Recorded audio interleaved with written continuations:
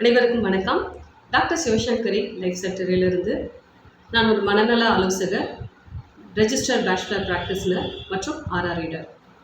இந்த வீடியோவில் case lighting பண்ணக்கூடிய நபர்கள் என்னென்ன மாதிரியான டெக்னிக்ஸை ஃபாலோ பண்ணி இந்த கேஸ் லைட்டிங்கிற விஷயத்தை ஒரு உறவுகளுக்குள்ளே செய்வாங்க அப்படிங்கிறத பற்றி தான் டீட்டெயிலாக பார்க்க போகிறோம். ஏன்னா இந்த கேஸ் லைட்டிங்கிற டாபிக் பற்றி நம்ம பேசினதில்லை.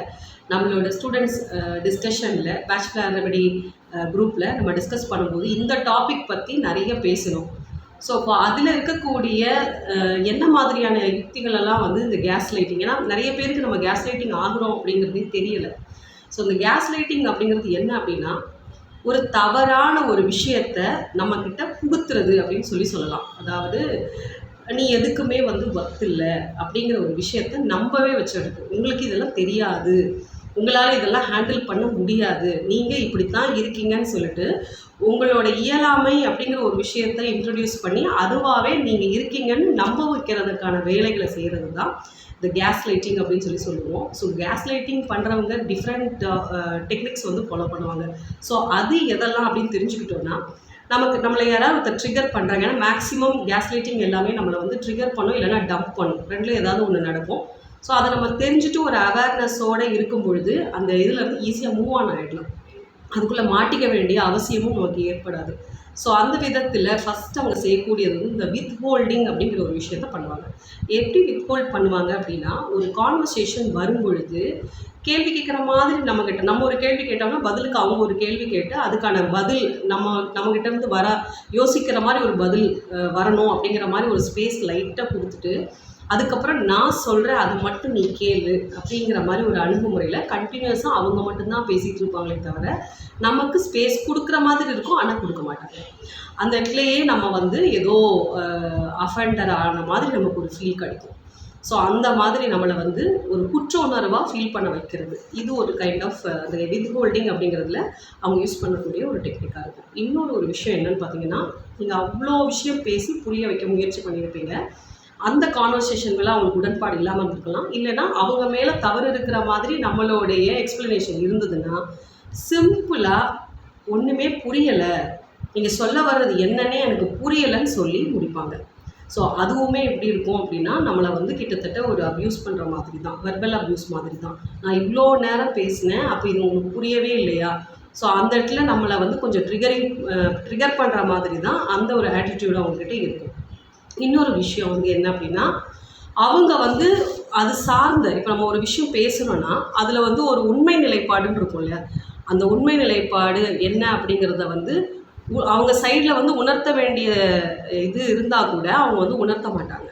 இது உதாரணத்துக்கு சொல்லணும்னா, நம்ம இப்போ ஏதாவது ஒரு கேள்வி கேட்குறோம், ரெட் ஹேண்டடாக அவங்கள ஒரு விஷயத்தில் பிடிச்சிட்டு இது ஏன் இப்படி பண்ணீங்க அப்படின்னு கேட்டோம்னா, ஆமாம் தப்பு தான், நான் தெரியாமல் பண்ணிட்டேன், அந்த மாதிரி எதுவுமே வராது. முடிஞ்ச அளவுக்கு அந்த கான்வர்சேஷன்லேருந்து கம்ப்ளீட்டாக நீங்களும் அதை பற்றி ஃபர்தராக பேசக்கூடாது, நானும் அதை பற்றி பேச விருப்பம் இல்லை அப்படிங்கிறத எப்படியெல்லாம் டைவர்ட் பண்ணி நம்மளை அந்த கான்வர்சேஷனை பேச விடாமல் பண்ண முடியுமோ அவ்வளோ விஷயங்களையும் அங்கே அமல்படுத்துவாங்க. ஸோ இதுதான் இந்த வித் ஹோல்டிங் அப்படிங்கிற ஒரு விஷயத்தில் அவங்க பண்ணுறதா இருக்கும். அடுத்த விஷயம் என்ன அப்படின்னா, கவுண்டர் கொடுக்குறது. ஸோ ஜென்ரலாகவே இந்த எதிர்த்து பேசுகிறது அப்படின்னு சொல்லுவோம். ஆனால் இவங்க கவுண்டரிங் ஸ்ட்ராட்டஜியே ரொம்ப ரொம்ப டிஃப்ரெண்ட்டாக இருக்கும். எப்படி அப்படின்னா, நம்ம ஒரு கேட்குற கேள்விக்கு கண்டிப்பாக அவங்களுக்கு ஒரு பதில் தெரிஞ்சிருக்கும், ஆனாலும் அந்த பதிலை சொல்லக்கூடாது அப்படிங்கிறதுல அவங்க ரொம்ப தெளிவாக இருப்பாங்க. அப்போ என்ன பண்ணுவாங்க அப்படின்னா, நம்மக்கிட்ட ஏதாவது ஒரு பழைய இன்சிடெண்ட், இது ரிலேட்டடான ஏதோ ஒரு இன்சிடெண்ட்டை பேசி நம்மளோட மெமரி தான் ரொம்ப புவராக இருக்குது அப்படிங்கிற மாதிரி நம்மளை அக்யூஸ் பண்ணுற மாதிரியே எப்படி இருக்கும் அப்படின்னா, ஐயோ நம்ம தான் இந்த கேள்வியை தப்பாக கேட்டுட்டோம் அப்படின்னு நம்ம வாயாலேயே சொல்கிற அளவுக்கு அவங்களோட ஆர்கியூமெண்ட் அந்த இடத்துல இருக்கும். ஸோ அந்த மாதிரி தான் அவங்க கவுண்டர் பண்ணுவாங்க. ஸோ இந்த கவுண்டரிங் பார்ட்டில் இவங்க யூஸ் பண்ணக்கூடிய ஸ்ட்ராட்டஜி, அவங்க கவுண்டர் பண்ணுறாங்கன்னே புரியாது, நம்மளையே யோசிக்க வச்சு ஏண்டா இந்த கேள்வியை இவங்ககிட்ட கேட்டோம், ஏண்டா இந்த விஷயத்தை இவங்ககிட்ட சொன்னோம்னு திங்க் பண்ணுற அளவுக்கு நம்மளை சேனலைஸ் பண்ணுறது. ஸோ அந்த மாதிரி தான் அவங்களோட கவுண்டரிங் டெக்னிக்ஸ் இருக்கும். அடுத்த டெக்னிக் பார்த்திங்கன்னா, பிளாக்கிங் பண்ணுறது, டைவர்ட்டிங் பண்ணுறதுன்ற ரெண்டு விஷயம் தான் பார்க்க போகிறோம். ஸோ பிளாக்கிங் பண்ணுறது அப்படின்னா, நீங்கள் ஏதாவது ஒரு விஷயம் சொல்ல வரீங்க அப்படின்னா அதை முழுமையாக முடிக்கிறதுக்குள்ளேயே டைவர்ட் பண்ணுற மாதிரி பேசுகிறது. அப்படியே டோட்டலாக இதுக்கு சம்மந்தம் இல்லாத இன்னொரு விஷயத்த செஞ்சு இதை ஏன் பண்ணலை அப்படின்னு கேட்குறது. ஃபார் எக்ஸாம்பிள் சொல்லணும் அப்படின்னா, இது நம்மளோட செஷனில் கவுன்சிலிங் செஷனில் ஒரு ஒய்ஃப் நம்மக்கிட்ட சொன்ன ஒரு தகவல். ஏதாவது பணம் சார்ந்த விஷயத்த போய் நான் கேட்க போனேன் அப்படின்னா, நீ ஏன் கிச்சனை இப்படி வச்சுருக்கிற, நீ ஏன் இதை க்ளீன் பண்ணலைன்னு சொல்லிட்டு அவர் பதிலுக்கு என்ன வந்து அக்யூஸ் பண்ணுற மாதிரி ஒரு கேள்வி கேட்பார். அது எனக்கு ரொம்ப கஷ்டமாக இருக்குது. ஏன்னா நான் தப்பு பண்ணிட்டேன் அப்படிங்கிற மாதிரி என்னை ஃபீல் பண்ண வச்சுருவாங்க.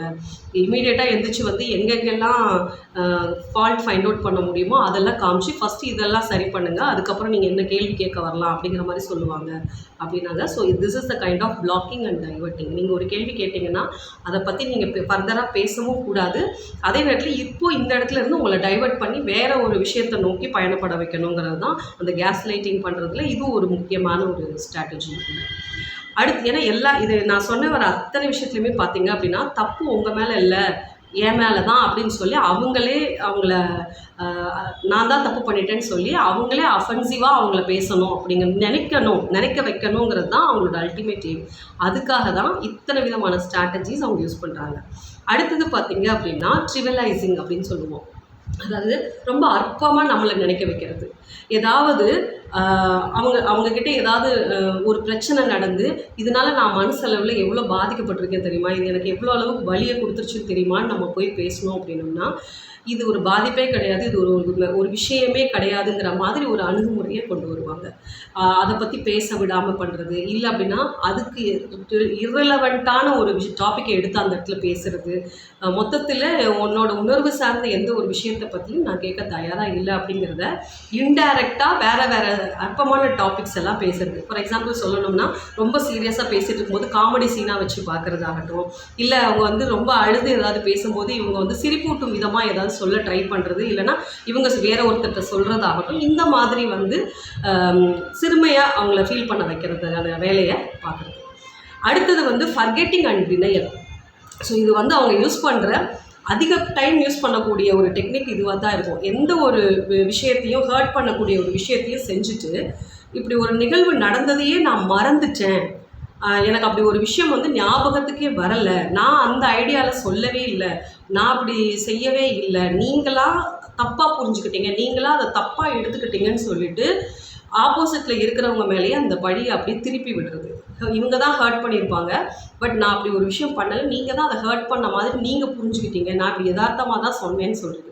ஸோ இந்த ஃபர்கெட்டிங் அண்ட் டினையலை வந்து எப்பப்பெல்லாம் தேவைப்படுதோ அப்பப்பெல்லாம் வந்து ரொம்ப அதிகமாக அவங்க கையில் எடுப்பாங்க. மறந்துட்டேங்கிறதையும் ஈஸியாக சொல்லுவாங்க. இல்லை அப்படின்னா அந்த ஒரு விஷயத்த நான் செய்யவே இல்லை, நீங்கள் தான் தப்பாக புரிஞ்சுட்டீங்கன்னு சொல்லுவாங்க. இது எல்லாமே கேஸ் லைட்டிங் தான். ஸோ அப்போ நம்ம வந்து ஒரு ரிலேஷன்ஷிப்பில் அடிக்கடி ஃப்ரிக்ஷன் வருது, இல்லை எனக்கு வந்து அந்த ரிலேஷன்ஷிப்பில் ஒரு கம்ஃபர்டபுள் இல்லை அப்படின்னா நம்ம கேஸ் லைட்டிங் ஆகிட்டே இருக்கோமாங்கிறத ஃபஸ்ட்டு செக் பண்ணிக்கோங்க. இப்போ இந்த கேஸ் லைட்டிங் ஆனவங்க என்ன ரெமெடி எடுக்கணும், கேஸ் லைட்டிங் பண்ணுறவங்களுக்கு என்ன ரெமெடி கொடுக்கலாம் அப்படிங்கிறது சொல்கிறேன். ஃபஸ்ட்டு இந்த கேஸ் லைட்டிங் பண்ணுறவங்களுக்கு வந்து ஒரே ரெமெடி தான் சஜஷன் பண்ண முடியும், அது வந்து வைன். ஸோ இந்த வைனோட கேரக்டர் வந்து என்ன அப்படின்னா, நான் ஒன் வே கமெண்டிங் தான், நான் சொல்கிறத மட்டும்தான் நீங்கள் செய்யணுமே தவிர அங்கேருந்து என்ன வரக்கூடாது, ரிப்பீட் அப்படிங்கிற பேச்சுக்கு இடம் கிடையாது. எல்லாமே உணர்வு சார்ந்த நான் என்ன ஃபீல் பண்ணுறேனோ அதை தான் செய்யணும், எனக்கு எது கம்ஃபர்டபுளாக இருக்கோ அதை மட்டும்தான் பண்ணணும். ஸோ அதுக்காக அவங்க எடுத்துக்கக்கூடிய எந்த எக்ஸ்ட்ரீமுக்கும் போவாங்க அப்படிங்கிறதுக்கான அந்த டெக்னிக்ஸை தான் இப்போ நம்ம ஃபுல்லாக பார்த்துருக்குறோம். ஸோ அப்போது நம்ம கேஸ் லைட்டிங் ஆகிறோன்னு தெரிஞ்சிச்சு அப்படின்னா நம்ம டீல் பண்ணக்கூடிய ஒரு மனிதர் வைன் மலர் மருந்துக்கு உரிதான ஒரு பர்சன் அப்படிங்கிறத நம்ம புரிஞ்சுக்கணும். அதே நேரத்தில் இந்த மாதிரி பாதிக்கப்படும் போது ஆப்போசிட் சைட்லேருந்து அவங்க வெளிப்படுத்துறது, அவங்க வந்து இந்த மாதிரி ஒரு பிரச்சனையை அனுபவிக்கிறத வெளியில் வந்து யார்ட்டையுமே சொல்லாமே இருக்கலாம். ஏன்னா நம்ம வந்து பிரச்சனைக்குள்ளே தான் இருக்கோம் அப்படிங்கிறத வந்து புரிய விடாமல் நம்பவே வச்சுருவாங்க. தப்பெல்லாம் நம்ம மேலே தானோ, நம்ம தான் சரியில்லையோ அப்படின்னு கூட நினைக்கிற அளவுக்கு கேஸ் லைட்டிங் பண்ணி வச்சுருப்பாங்க. அதனாலேயே பெரும்பாலும் அவங்க அக்ரிமோனி பர்சனாக போகிறதுக்கு வாய்ப்பு இருக்குது. ஸோ அப்போ அவங்களுக்கு நம்ம செய்ய வேண்டிய முக்கியமான விஷயம் என்ன அப்படின்னா, அக்ரிமோனி ரெமெடி கொடுக்கறது மூலமாக மட்டும்தான் அவங்கள நம்மளால் மீட்டெடுத்து கொண்டு வர முடியும் அப்படிங்கிறது தான். இந்த பிரச்சனைக்கு மேக்ஸிமம் நம்மக்கிட்ட கவுன்சிலிங் வர்றது மூலமாகவும் அதே நேரத்தில் அவங்களுக்கு மலர் மருந்து தொடர்ந்து கொடுக்குறது மூலமாகவும் 2 பக்கம் இருக்கக்கூடிய பிரச்சனைகளையும் தாராளமாக நம்மளால் சார்ட் அவுட் பண்ண முடியும். ஸோ இன்னமும் இந்த மாதிரி நான் கேஸ் லைட்டிங்லேயே கஷ்டப்பட்டுட்டே இருக்கேன் அப்படிங்கிறவங்க, கேஸ் லைட்டிங்லேயே கஷ்டப்படுறது வந்து தீர்வே கிடையாது. அது கொஞ்ச நாளுக்கு அப்புறம் என்ன ஆகும் அப்படின்னா ஒரு மன உளைச்சலை ஏற்படுத்தும். அந்த மன உளைச்சலானது நமக்கு தேவையில்லாத வியாதிகளை கொண்டு வர்றதுக்கு வாய்ப்பு இருக்குது. சுற்றி இருக்கிற சூழலும் நமக்கு நல்லா இல்லாமல் போகலாம். இது எல்லாத்துக்குமே ஒரே விடை வேணும் அப்படின்னா நம்மளுடைய மனம் அப்படிங்கிறத வந்து செம்மைப்படுத்தணுங்கிறது மட்டும்தான். ஸோ அப்போ அதுக்கு கவுன்சிலிங்கை நம்ம கையில் எடுத்துக்கலாம். ஏன்னா எல்லாருக்கும் என்ன ஒரு எண்ணம் இருக்குது அப்படின்னா, எனக்கு ஏதாவது பிரச்சனையா, நான் பிரச்சனை இருந்தால் தான் நான் கவுன்சிலர்கிட்ட போகணும், கவுன்சிலிங் போகணும் அப்படின்னு அவசியம் கிடையாது. ஒரு இக்கட்டான சூழலில் எனக்கு ஃபர்தராக மூவ் ஆன் பண்ணவே தெரியலை, தாராளமாக கவுன்சிலிங் எடுத்துக்கலாம். அதே நேரத்தில் எனக்கு வந்து இந்த விஷயம் புரியுது, ஆனால் இதை எப்படி எனக்கு ப்ராக்ரெஸ் பண்ணுறதுனே தெரியல, கவுன்சிலிங் எடுத்துக்கலாம். ஸோ கவுன்சிலர்ஸ் வந்து உங்களோட ப்ராப்ளத்தை உங்களோட சேர்ந்து இருந்து நீங்கள் அந்த பிரச்சனையை எப்படி அணுகிறது, உங்கள் மூலமாகவே உங்களை அணுக வைக்கிறதுக்கு மோட்டிவேட் பண்ணுவாங்க. அதே நேரத்தில் உங்களுக்கு ஒரு கைடன்சஸ் கிடைக்கும். இன்னொரு ஒரு எக்ஸ்பர்டீஸோடு இருந்து அந்த பிரச்சனையை அணுகிறதுக்கான ஒரு கம்ஃபர்ட் ஜோன் க்ரியேட் பண்ணி தருவாங்க. ஸோ இவ்வளோ விஷயமும் நம்ம கவுன்சிலிங் போகும்போது கிடைக்கும். ஒரு பிரச்சனைங்கும் போது தனிப்பட்ட முறையில் நம்ம வந்து அதை கையாளுறதுக்கும் கூட நம்மளோட சப்போர்ட்டிவாக நம்மளோட பெர்ஸ்பெக்டிவில் நம்ம ப்ராப்ளத்தை அணுகக்கூடிய ஒரு பர்சனும் நம்ம கூடயே இருக்காங்கும் போது எவ்வளோ தைரியமாக இருக்குமோ அப்படி தான் இருக்கும் ஒரு கவுன்சிலிங் செஷன் அப்படிங்கிறதும். அதோடு சேர்த்து மலர் மருந்தும் வருது அப்படின்னா நமக்கு தீர்வும் கிடைக்குது. அந்த இடத்துல அந்த பிரச்சனையை எப்படி ஹேண்டில் பண்ணுறது, இல்லை அந்த பிரச்சனைக்குள்ளேருந்து நான் எப்படி வெளியே வர்றது அப்படிங்கிறது கொண்டு ஒரு இந்த இடத்துல வந்து ஒரு லைவ் எக்ஸாம்பிள் ஒன்று நான் கொடுக்குறேன். லாஸ்ட் வீக் நம்மக்கிட்ட வந்து ஒரு கிளையண்ட்டு, ஸோ அவங்களோட ஹஸ்பண்ட் வந்து எக்ஸ்ட்ரா மேரிட்டல் அஃபேர் போகிறத அவங்க ரெட் ஹேண்டடாக பிடிக்கிறாங்க. ஸோ கேள்வி கேட்கும்போது அவங்களால வந்து அவங்களுமே அக்செப்ட் பண்ணிக்கவும் செய்கிறாங்க. அதே நேரத்தில் இவங்களால் அதை ஏற்றுக்கவே முடியல. ஸோ திருப்பி அவங்க சொன்னது என்னென்னா, எனக்கு துரோகம் பண்ணிட்டாங்க, இந்த வார்த்தையை திருப்பி சொல்லிகிட்டே இருந்தாங்க. கிட்டத்தட்ட 3 மாதமாக இவங்களுக்குள்ள இந்த ப்ராப்ளம் ஓடிட்டு இருக்கிறதாகவும், மன நிம்மதி சுத்தமாக இல்லை, பால்பிட்டேஷன் அதிகமாக இருக்குது, நான் செத்து போயிடுவேணும்னு எனக்கு ஒரு பயம் வருது, இல்லை நான் ஏதாவது சூசைட் பண்ணிக்குவேணும்னு பயம் வருது. ஸோ இதுதான் ஃபுல்லாக அவங்க நம்மக்கிட்ட சொல்லிகிட்டே இருந்தது. ஆனால் நம்ம ரெமெடிஸ் கொடுத்து 1 வீக் கழித்து நம்ம கேட்கும்போது அவங்க சொன்னது என்னென்னா, ப்ராப்ளம் இருக்குது, நான் இல்லைன்னு சொல்லலை, ஆனால் முன்ன எதுக்கெல்லாம் சும்மா அழுவேனே இப்போ அந்த அழுகிறதுலாம் எனக்கு கம்மியாயிடுச்சு, நடந்துருச்சு, இனிமேல் நம்ம என்ன பண்ணணும்னு யோசிக்கணும். போது நடந்துருச்சுங்கிறத ஏற்றுக்கவே முடியாமல் இருந்தேன். பட் இப்போ நடந்துருச்சு, இனிமேல் நம்ம என்ன பண்ணுறது, ஸோ இது வாட் நெக்ஸ்ட்டு நம்ம போகணும்னு சொல்லி அந்த மனநிலை எனக்கு கிடச்சிருக்குன்னு சொல்லிட்டு ஒரு ஃபீட்பேக் கொடுக்குறாங்க. ஸோ இதுதான் மலர் மருத்துவத்தோட மகத்துவமே. ஸோ மலர் மருத்துவத்தை நம்ம எடுத்துக்கிறோம் அப்படின்னா ரொம்ப ப்ராப்பரான ரெமெடி சூஸ் பண்ணி கொடுக்கும்போது நிச்சயம் அந்த ப்ராப்ளத்துலேருந்து அடுத்த கட்டத்துக்கு நம்மளை அழகாக நகர்த்திட்டு போகிறதுக்கு அது பெருசாக உதவி பண்ணோம். அப்படிங்கிறதுக்கு இந்த ஒரு பர்டிகுலர் எக்ஸாம்பிள் வந்து உங்களுக்கு ஒரு எவிடெண்ட்டாக இருக்கும், ஒரு நல்ல டெஸ்டிமோனியலாக இருக்கும் அப்படின்னு நினச்சிட்டு நான் ஷேர் பண்ணியிருக்கேன். இது போன்ற தகவல்களோட நம்ம மீண்டும் நிறைய விஷயங்கள் பேச போகிறோம், நிறைய டாபிக்ஸ் கொடுத்துட்டே இருக்கிறீங்க. Thank you so much. அடுத்த ஒரு வீடியோவில் மீண்டும் நம்ம சந்திப்போம். நன்றி.